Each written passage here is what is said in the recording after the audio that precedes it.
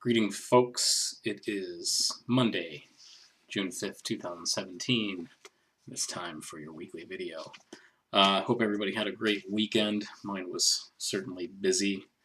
Did a little DJing, spinning the ones and twos for a art event. It was pretty...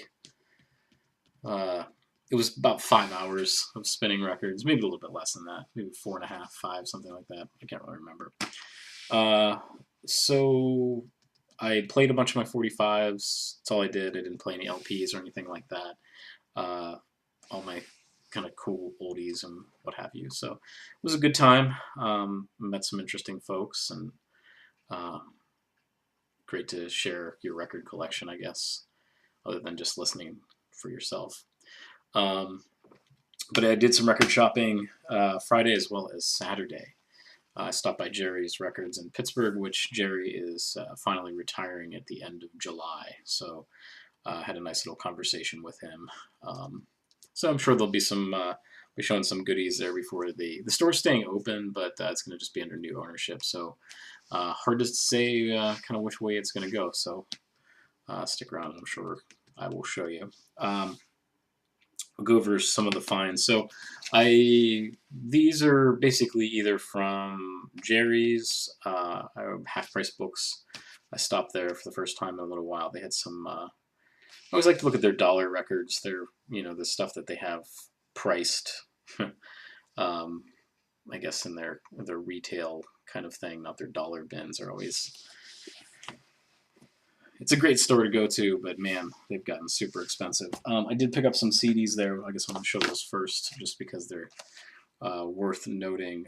This is really cool. This is from Smithsonian Folkways. Hobart Smith. This is the In Sacred Trust, the 1963 Fleming Brown tapes. Hobart Smith actually has a Folk Legacy LP, as does Fleming Brown. This is just pretty amazing. There's 36 tracks on here, and the booklet is just, it's like an 80-page booklet. Lots of reading material to listen to while checking that out. So that was a really cool find. This was, I sort of have this already. I guess I have the LPs that are on this, but that was $6. Basically, it's 8 Ernest Tubb albums. It's on the Real Gone label, which I bought a whole bunch of stuff from this label. It's basically a UK label, and since the copyright's a little bit different in the UK than it is in the United States, this stuff is basically in the public domain. So it pretty much is like all of Ernest Tubb's first 8 albums almost. So really cool. I think I want to say I may have this already. I haven't, I definitely have all the LPs that are on here, but it's nice to have a really clean, CD one just to put on the iPod or whatever, so I don't have to worry about digitizing or anything. So that was cool. That was $6 for that. And then this, I saw this when this was full price. I don't remember. Let me see if I can see. Unfortunately, I can't. I know this is selling on Amazon for new. It's $45. Used, you can get for $7 or something like that. This was only $5. This is Country and Western Nuggets. It's 10 CDs. There's about 200 tracks. This was $5, so you can do the math on that. But this is a lot of this is really early country, so stuff from the late 50s. A lot of it's sort of the rockabilly kind of stuff. So again, I saw this there before in the past, and so now that it was reduced down, I was like, heck yeah, I'm gonna get it. So a couple of CDs that I got. So here's the LPs.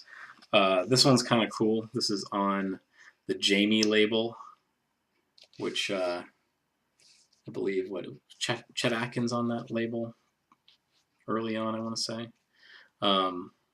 It's Just a Matter of Time, the Kid Cats. This is kind of a weird album because they had a keyboard player, an actual pianist. So that's real upfront in the mix. But there's Nut Rocker, which is written by Kim Fowley. Kim Fowley. Man, I'm having trouble getting that to focus. There you go.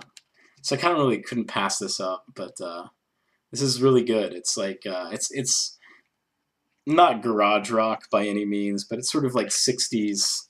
It's sort of like Four Seasons Association kind of harmonies.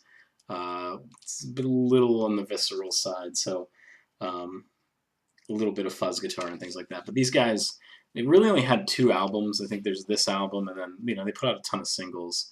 But this, they really, I don't. From what I've read, they really didn't promote this. Really didn't play outside of sort of the clubs in Philadelphia where they were playing at, and um, I forget where else they were saying, but very cool to find this one. So I was excited about that. This was in the dollar bin at Half Price Books. This is the Mark, Dawn, and Mel, but it has this, you can see there, it's like this kind of shiny cover, which it almost, to me, kind of feels like it's like a UK pressing, like there's that like laminated kind of thing.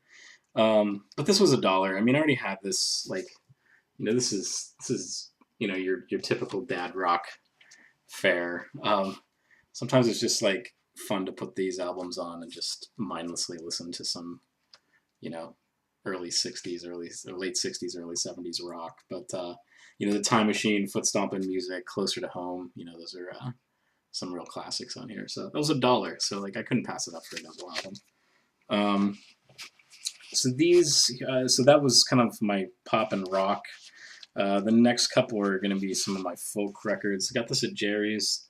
This is instrumental music of the Southern Appalachians, which it has. Hobart Smith is on it. Richard Chase is on it. So there's a lot of folk legacy artists. So I like to sort of, the cool thing about folk music is it's sort of like a lot of people, they would guest on other albums or things like that. So this is on the tradition label. So cool. Here's another one. This is on Folkways. This is Inger Nielsen sings Danish folk songs. So I don't know, Peter from the Netherlands, if you're out there watching this, I'd love to hear your 2 cents if you know anything about this one. So another one on the green Folkways. This is Ella Jenkins. Ella Jenkins has a lot of like children's records, but they're fun to listen to, and I don't know, sometimes just kind of forget about things and just listen to some music. So this one was from Half Price Books. This is Roger Abrams, Make Me a Pallet on Your Floor and Other Folk Songs. This is on the Prestige label, which it was actually recorded by Rudy Van Gelder, who did those early Miles Davis and John Coltrane, which I think he was just basically the house engineer, I think, for Prestige. I'm not really the biggest jazz guy by any means, but this one's actually pretty cool. So this is really, he did this album and he was on a Folkways album. So it's kind of cool to find something sort of rare. This is another folk record. This is John Roberts and Tony Barond, live at Holstein's, Eat Bertha's Mussels, which both of these is on the Front Hall label. These guys actually, again, this is another one like, the folk legacy label. There's a lot of artists that sort of went on and did other things. So I like to sort of pick up their other things. But this is sort of like the best way to describe it is like, it's like you're at a bar and there's a lot of sort of, they're not necessarily like Irish drinking songs, but there are some. But, these are just total like, drinking songs, sort of the jokes. And of course, Bertha's is a place in Baltimore. Bertha's Mussels. A friend of mine actually has that bumper sticker, so that was kind of cool to see that. Someone was $1 at Half Price Books. So the Barry McGuire and the New Christy Minstrels.